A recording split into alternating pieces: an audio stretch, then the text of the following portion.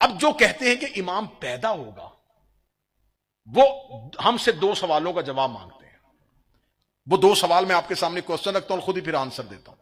वो कहते हैं पहला सवाल यह है कि अगर वो इमाम पैदा हो चुका है तो इतने अरसे से अगर वो गायब है तो इतने अरसे में उसका जिंदा रहना गायब रह के ये मुमकिन नहीं है।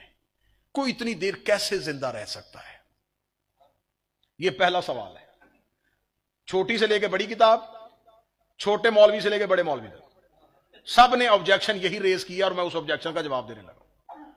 क्योंकि तूले उम्र का बहाना बनाया उन्होंने कि किसी की उम्र इतनी लंबी नहीं होती, तो तूले उम्र इस बात की दलील है कि वो नहीं है, अभी वो पैदा होगा। क्योंकि अगर वो पैदा हो चुका होता तो वो इतनी देर जिंदा ना रह सकता। तूले उम्र का बहाना बना के इमाम के वजूद का इनकार किया कि इमाम नहीं है। अब इस पे मैं कुरान से दलीलें दूं कि तूले उम्र कहां कहां से साबित हो सकती है, हदीस से दलीलें दूं तो बड़ी दलीलें हैं।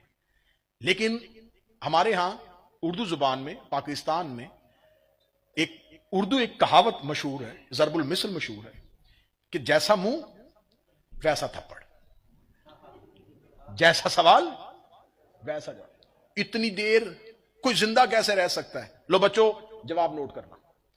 जो आप ये सवाल करे कि इमाम इतनी देर जिंदा कैसे रह सकता है, तुम्हारा इमाम इतनी देर से जिंदा कैसे, उन्हें बताओ कि मैं और आप जिंदा कैसे हैं।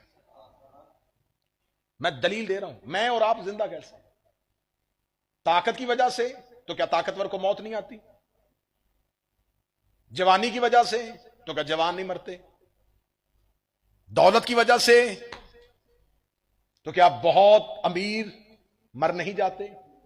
इसका मतलब हमारी मौत के रास्ते में ना हमारी जवानी, ना हमारी दौलत, ना हमारी ताकत, कोई भी चीज रुकावट नहीं है। हम जिंदा इसलिए हैं कि हमें अल्लाह ने जिंदा रखा हुआ है। आखिर में यह नतीजा निकलेगा कि हम इसलिए जिंदा हैं कि हमें अल्लाह ने जिंदा रखा हुआ है, और वो उतनी देर जिंदा रखेगा जब तक वो चाहे। लो, जवाब मिल गया। इसका मतलब है कि आप मान गए कि अल्लाह जिसे चाहे जिंदा रख सकता है।